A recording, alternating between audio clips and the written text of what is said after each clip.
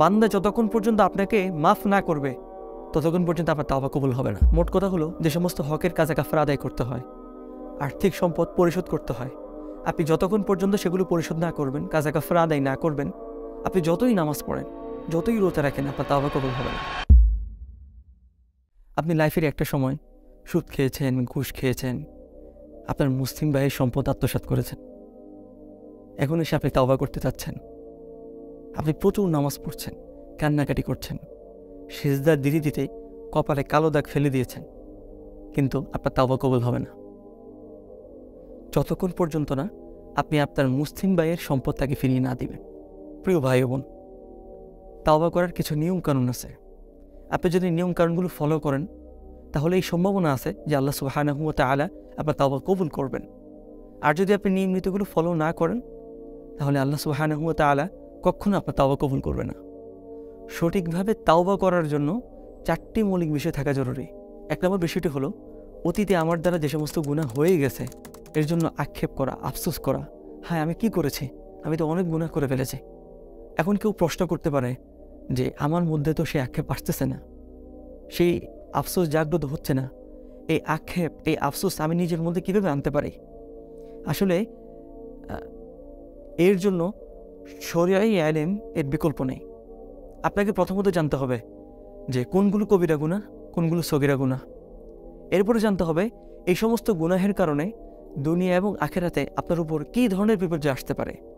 2 নম্বর বিষয়টি হলো তাৎক্ষণিকভাবে সমস্ত গুনাহ পরিত্যাগ করা। তাৎক্ষণিকভাবে সমস্ত গুনাহ পরিত্যাগ করার জন্য সাহসিকতা লাগবে, উচ্চ মনোবল লাগবে। কেউ হয়তো জিজ্ঞাসা করতে পারে যে আমার তো এরকম উচ্চ মনোবল নেই, বা তাৎক্ষণিকভাবে সমস্ত গুনাহ ত্যাগ করার যে হিম্মত প্রয়োজন আমার মধ্যে তো সে হিম্মত নেই, আমি এখন কী করতে পারি? এর জন্য আপনি কিছু কাজ করতে পারেন। যেমন আপনি কোরআন তেলাওয়াত করতে পারেন, সালাত আদায় করতে পারেন, জান্নাত জাহান্নামের আয়াতগুলো আপনি অর্থসহ তেলাওয়াত করতে পারেন, হৃদয়ঙ্গম করতে পারেন, আখিরাতের আয়াতগুলো আপনি তেলাওয়াত করতে পারেন। যারা আহলুল্লাহ আছে, হকপন্থী আলেম আছে, আপনি তাদের সোহবতে যেতে পারেন। বিভিন্ন ধরনের দিনী কমিউনিটি আছে, আপনি সেখানে গিয়ে তাদের সাথে দিনের কাজগুলোতে এঙ্গেজ হতে পারেন।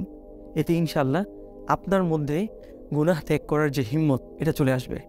3 নম্বর বিষয়টি হলো অন্তরের মধ্যে এমন দৃঢ় ইচ্ছা পোষণ করা, এমন দৃঢ় হিম্মত করা যে ভবিষ্যতে আমি এই সমস্ত গুনাহের ধারে কাছেও যাব না।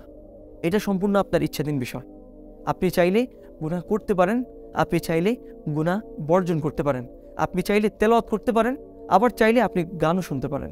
গুনাহ ত্যাগ করার ব্যাপারে আমাদের হিম্মত এমন হওয়া দরকার যে আমার উপর দুনিয়ার যত দুঃখ কষ্ট আসুক, যত বিপদ আপদ আসুক, মানুষ আমাকে যতই তিরস্কার করুক, আমি সব সহ্য করতে রাজি আছি, আমি সব সহ্য করে যাব, কিন্তু আমি এক মুহূর্তের জন্য আল্লাহ এবং তার রাসূলের আদেশের বিরুদ্ধাচরণ করতে পারবো না। 4 নম্বর বিষয়টি হলো ওয়াজিব হকসমূহ আদায় করা। আমরা জানি যে গুনাহ 2 ধরনের হয়ে থাকে। কিছু গুনাহ হচ্ছে এমন যে আল্লাহ তাআলার হককে নষ্ট করে, এটাকে বলা হয় হুকুকুল্লাহ। আর কিছু গুনাহ আছে এমন যেটা বান্দার হকের সাথে সংশ্লিষ্ট, সেটাকে বলা হয় হুকুকুল ইবাদ। তো যেটা আল্লাহ তাআলার হকের সাথে সংশ্লিষ্ট হুকুকুল্লাহ, এটা আবার 2 ধরনের। কিছু হক আছে এমন, সেটা যদি আমরা সময় মতো আদায় না করি সেটা কাফারা দিতে হয়, কাজা করতে হয়। যেমন ধরেন আপনার উপর নামাজ ফরজ ছিল, রোজা ফরজ ছিল, আপনি সেটা সময় মতো আদায় করেননি, এখন আপনাকে নামাজ এবং রোজা কাজা করতে হবে। আপনি আল্লাহ তাআলার নামে কসম করেছেন, কিন্তু আপনি কসম ভেঙে ফেলেছেন, এখন আপনাকে সেই কসমের কাফারা আদায় করতে হবে। আপনার উপর হজ ফরজ ছিল, যাকাত ফরজ ছিল, কিন্তু আপনি সেটা আদায় করেননি, এখন আপনাকে হজ এবং যাকাত পুনরায় আদায় করতে হবে। আপনি যদি এগুলো আদায় না করেন, আপনি যদি কাজা কাফারা আদায় না করেন, তাহলে আপনি যতই তাওবা করেন আপনার তাওবা কবুল হবে না। হুকুকুল্লাহর ক্ষেত্রে দ্বিতীয় প্রকারটি হলো যার কোনো কাজা নেই, যার কোনো কাফারা নেই। যেমন আপনি কোনো মিথ্যা কথা বললেন, অথবা নিজের কুপ্রবৃত্তির অনুসারী হয়ে শরীয়ত বিরোধী কোনো কাজ করে ফেললেন। এই ক্ষেত্রে আপনি কান্নাকাটি করে তাওবা করলে ইনশাআল্লাহ আল্লাহ সুবহানাহু ওয়া তাআলা আপনার তাওবা কবুল করবেন। সঠিকভাবে তাওবা করার 4 নম্বর বিষয়টি ছিল ওয়াজিব হকসমূহ আদায় করা। আর ওয়াজিব হকসমূহ আদায় করার দ্বিতীয় পয়েন্টটি ছিল হুকুকুল ইবাদ, অর্থাৎ বান্দার সাথে সংশ্লিষ্ট হক। এটা আবার 2 ধরনের, একটা হচ্ছে আর্থিক হক আর একটা হচ্ছে শারীরিক হক। আর্থিক বিষয়টি কি?